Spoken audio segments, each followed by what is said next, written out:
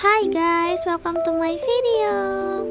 Kenalin, namaku Sabina Putri Oktaviani Sitompul dari kelas 21.4 dengan NIM 21101010204.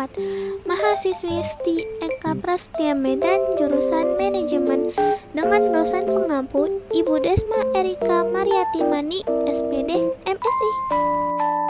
Oke, video kali ini aku akan membahas tentang 3 kasus pelanggaran etika bisnis yang dilakukan oleh beberapa perusahaan. Di antaranya, di kasus pertama, ada obat sirup yang berbahaya dengan menelan korban sebanyak 324 anak meninggal. Semua berawal sejak Agustus 2022. Pada Agustus, Ikatan Dokter Anak Indonesia atau IDAI menemukan 35 kasus gagal ginjal akut pada anak-anak di Indonesia. Kemudian meningkat menjadi 76 kasus pada September 2022. Meskipun telah ditemukan sejak Januari 2022, IDAI menyebutkan bahwa kasus misterius ini baru mengalami lonjakan signifikan pada September 2022. Pada 14 Oktober 2022, IDAI kembali mengumumkan bahwa pihaknya menemukan total 152 kasus gangguan ginjal akut. Selang 4 hari kemudian, yaitu tanggal 18 Oktober 2022, Kementerian Kesehatan atau Kemenkes telah mencatat 189 kasus yang dinominasi oleh anak 1-5 tahun.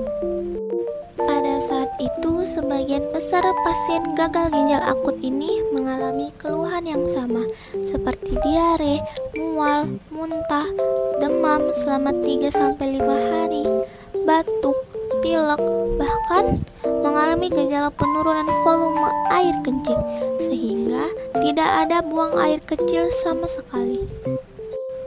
Pada awalnya, para dokter menduga kasus ini berkaitan dengan peradangan multisistem pasca COVID-19.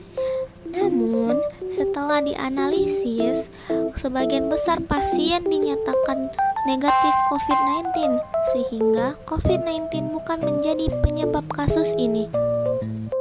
Pada tanggal 18 Oktober 2022, Kemenkes menginstruksi untuk seluruh apotek di Indonesia menyetop sementara penjualan obat bebas dalam bentuk sirup atau sediaan cair kepada masyarakat.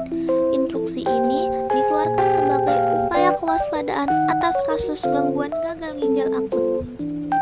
Pada tanggal 21 Oktober 2022, Menteri Kesehatan Budi Gunadi Sadikin mengungkapkan bahwa penyebab gangguan gagal ginjal akut pada anak-anak ini disebabkan oleh senyawa yang berbahaya. 3 senyawa yang berbahaya itu diantaranya ada ethylene glycol atau EG, diethylene glycol atau DEG, dan ethylene glycol butyl ether atau EHBE. Ketiga senyawa tersebut jika dicampurkan dengan kadar yang melebihi batas aman akan menyebabkan gangguan gagal ginjal akut. Dari hasil pemeriksaan BPOM, ternyata ada 6 perusahaan yang memiliki ketiga senyawa tersebut dalam dosis yang tidak dianjurkan. Keenam perusahaan tersebut adalah ada PT Yarindo Pharma-Tama, PT Universal Pharmaceutical Industry, PT Avi Pharma, PT Ciubros Pharma, PT Samko Pharma, dan PT Rama Emerald Multisukses. Dari keenam perusahaan tersebut, ada 2 perusahaan yang ditetapkan sebagai tersangka, yaitu PT Yarindo Pharma-Tama dan PT Universal Pharmaceutical Industry. Kepala Badan Pengawasan Obat dan Makanan atau BPOM, Penny, menerangkan bahwa kedua perusahaan tersebut akan terancam pidana penjara selama 10 tahun dan denda paling banyak 1 miliar. Pidana tersebut mengacu pada pasal 196 Undang-Undang Nomor 36 Tahun 2009 tentang Kesehatan.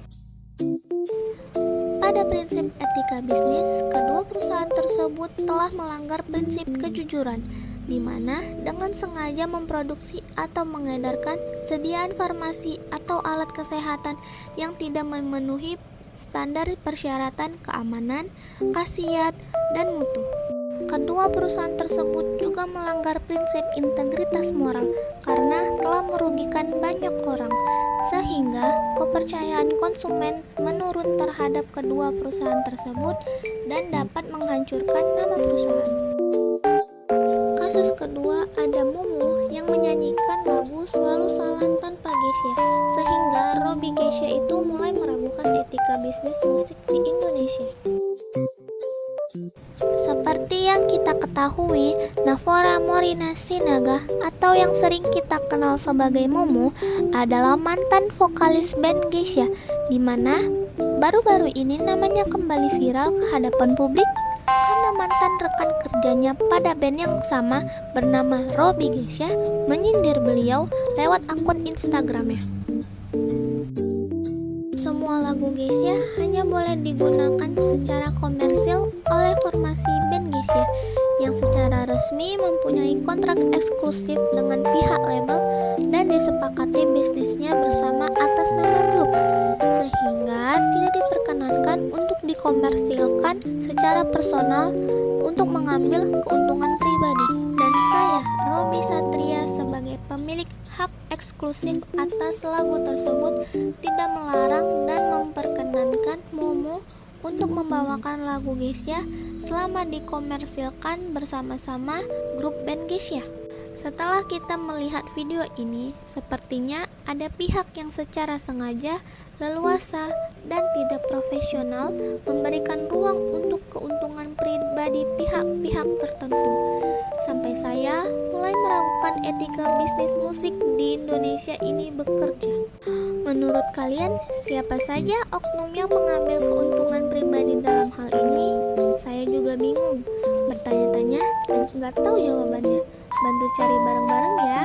Netizen pengen lihat Momo manggung sendiri atau bareng Geisha? Tulis Robby di akun Instagram pribadinya. Akibat caption yang beliau tulis, mulai adanya pro dan kontra pada kolom komentar tersebut. Atas tindakannya, Momo Geisha bisa saja dijerat pasal 113 ayat 3 Undang-Undang Hak Cipta yang berbunyi bahwa setiap orang yang dengan tanpa hak melakukan pelanggaran hak ekonomi sebagaimana dimaksud dalam pasal 9 ayat 1 huruf I untuk penggunaan secara komersial dapat dipidana dengan pidana penjara paling lama 1 tahun atau pidana denda paling banyak 100 juta rupiah. Pada prinsip etika bisnis, Momo telah melanggar prinsip etika saling menguntungkan karena nyatanya Momo hanya menguntungkan diri sendiri, tidak pada bandnya, dan melanggar prinsip otonom karena tindakannya tidak termasuk tindakan yang benar. Nah, kasus yang terakhir itu ada kasus kebocoran data pengguna Tokopedia. Dalam kasus ini, ada 91 juta data pengguna aplikasi Tokopedia serta 7 data penjual per bulan Maret pada tahun 2020 yang datanya bocor dan dijual di situs dark web dengan harga jual sebesar $5.000 Amerika Serikat.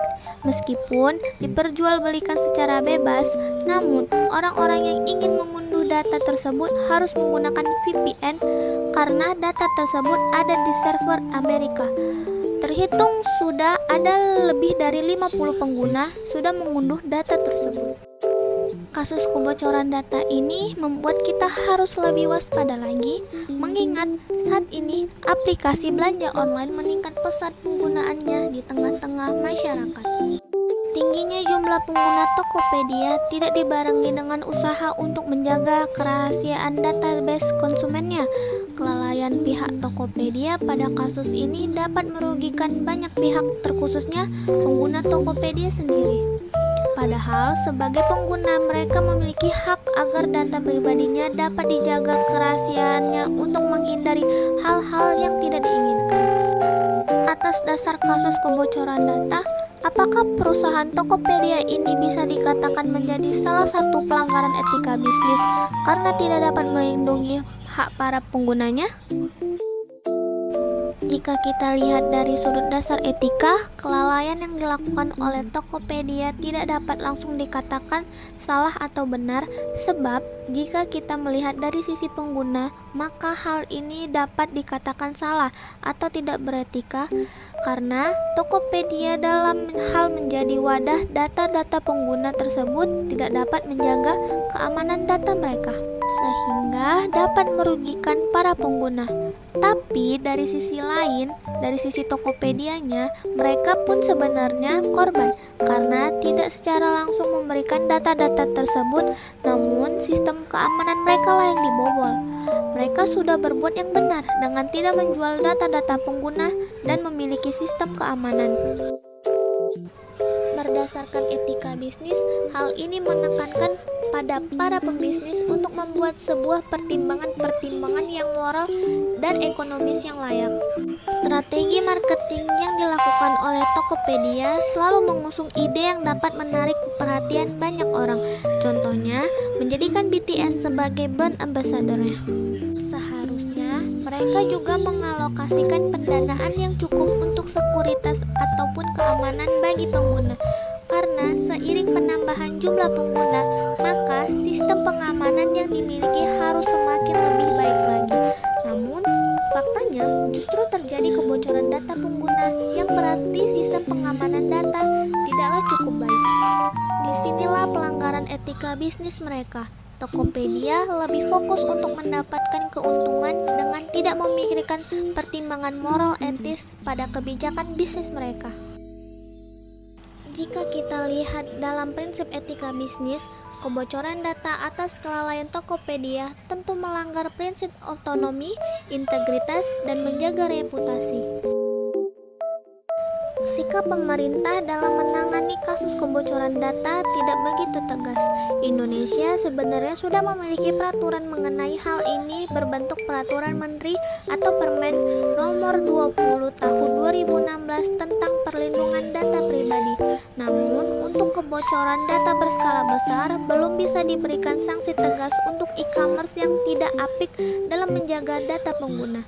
Dalam Undang-Undang IT tidak disebutkan dengan jelas sanksi yang akan diberikan untuk e-commerce yang lalai dalam menjaga kerahasiaan data pengguna. Dengan ketidakjelasan regulasi dari pemerintah ini yang mengakibatkan e-commerce lainnya mungkin saja melakukan tindakan serupa yang sama dengan Tokopedia lakukan.